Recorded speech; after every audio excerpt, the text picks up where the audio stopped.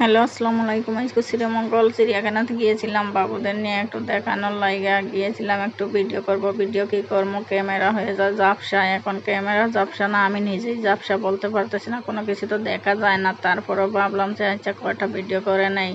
ওই দেখেন অনেক হরিণ, ওইখানে প্রথমেই হরিণগুলা দেখে নেন, অনেকগুলা হরিণ আছে। তারপরে সাপ, পাখি, খরগোশ অনেকগুলো আছে। খরগোশের পাশে গিয়েছি, খরগোশগুলা দেখতে অনেক সুন্দর ছিল।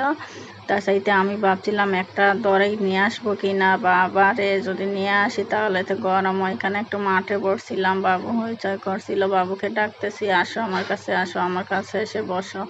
বাবু শুনতেছে না, কি করবো বলেন। এই পাখিদি বলতেছে ফুল পারনের লাইগা, তারপরও আমি মানুষের বেড়ে দিয়েছি, বাবু টুকাইতে আছে ফুলগুলা।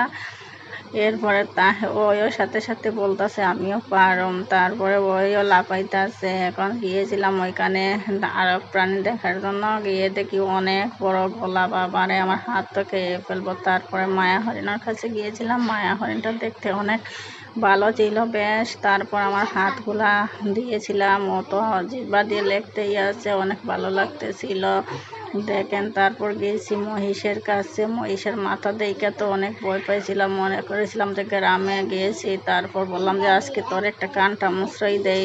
তারপর কান মুচড়াতে দিয়েছিলাম কান মুচড়াই, তখন দেখলাম যে মাথাটা অনেক বড়। বা তারপর বললাম আচ্ছা ঠিক আছে, একটু নাড়াচাড়া করে নেই। নাড়াচাড়া করতে গিয়ে বাবুদের জন্য পারা যায় না। তারপর ওইখানে দাঁড়িয়েছিলাম, দেখেন অনেক সুন্দর জায়গা ওইখান।